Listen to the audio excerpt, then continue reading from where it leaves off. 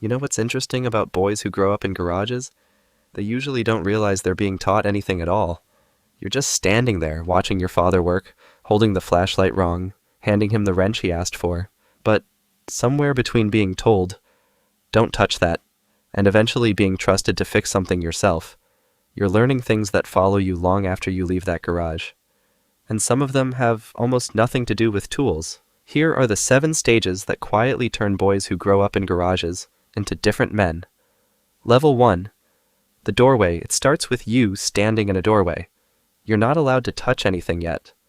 You're just watching. Your father has his back turned. There's a radio playing somewhere. The smell of oil, metal, gasoline. You don't even have words for half the things you're looking at. But you're fascinated. You watch him reach for tools without looking. You watch broken things come apart, then somehow go back together. At this age, you think you're watching someone fix a machine. You're not. You're learning your first lesson. Broken doesn't always mean finished. You don't understand that yet. But you will, because eventually, he turns around and asks you to come closer.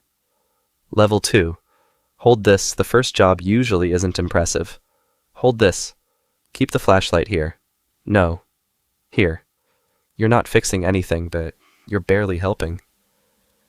But something feels different, because yesterday you were the kid being told not to touch the tools. Today, you're holding one. And have you ever noticed how seriously you took those tiny jobs?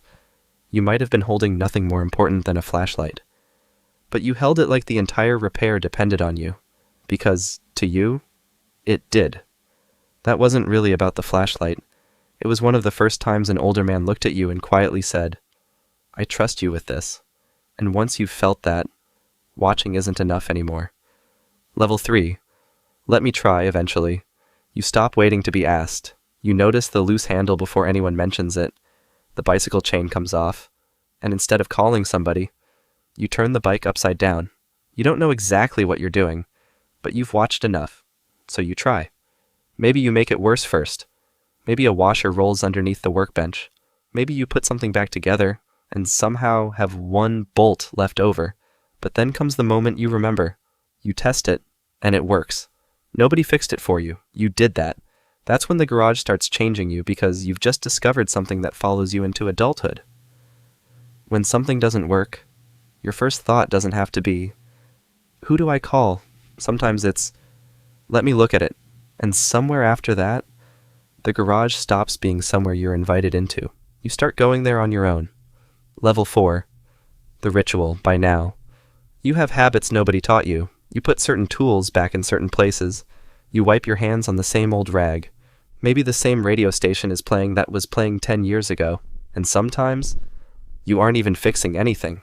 You're just out there, 15 minutes before dinner, standing beside something half-finished, thinking. The strange part is, you probably don't call it relaxing. You just say, I'll be in the garage.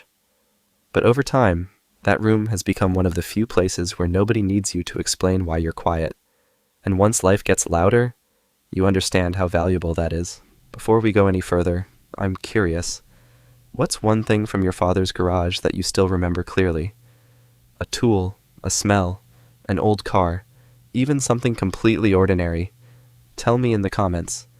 I read everyone because these stories often become future videos, because the next level is where those ordinary things start meaning something completely different. Level 5. The things you keep. Years pass, and suddenly, you're the man standing at the workbench, but there are things you still haven't replaced.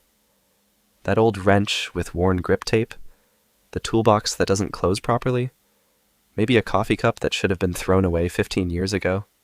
Someone younger looks at it and asks, why don't you just buy another one? And you don't really have an answer, because to them, it's an old wrench. To you, it's Saturday mornings, it's scraped knuckles, an engine spread across the floor, and somebody standing beside you who once knew exactly where every tool belonged. That's when you realize some objects stop being objects. They become timestamps, and eventually, one of those timestamps becomes harder to look at. Level 6. The quiet garage. One day, you walk into the garage, and someone isn't there anymore. Maybe the tools became yours. Maybe the old toolbox ended up in the back of your truck. Maybe nothing physically changed at all. But the room sounds different. The radio stays off. You pick up one of his tools, and for a second, you're 10 years old again, standing in the doorway, waiting to hear, "Hand me that wrench." Some men inherit thousands of dollars. Some inherit houses. Some inherit watches. And some inherit a scratched toolbox full of things nobody else would consider valuable. But you know what came with it? Time, patience, trust, and memories of a man who might never have been particularly good at saying what he felt. Because sometimes, he didn't say it. He handed you a tool instead. And that's the final level. The one you couldn't understand when you were the boy in the doorway. Level 7. Hold this, eventually. Another boy appears at the edge of your garage. Maybe it's your son. Maybe your grandson. Maybe a nephew who keeps touching everything you've told him not to touch. At first, he's just watching. Exactly like you did. Then one afternoon, you're underneath something. You reach your hand out, and without thinking about it, you say, "Hold this." And suddenly, the whole thing comes back. Because growing up in the garage was never really about learning how to use tools. You were learning patience. How to fail without quitting. How to look at something broken without assuming it was useless. How to work beside someone without needing constant conversation. And maybe most importantly, you learned that love doesn't always arrive as words. Sometimes. It sounds like a radio in the corner. A wrench turning, and somebody trusting you enough to say, "Here, you try." That's why boys who grow up in garages can become different men. The garage doesn't simply teach you how to fix things. It quietly teaches you what kind of man you want to become when something, or someone, needs you. If you grew up around a garage like this, tell me who taught you, and what you still keep because of them. I'd genuinely like to read those stories. And if this video brought back something you haven't thought about in a while, you'll probably enjoy my Builder's Field Guide.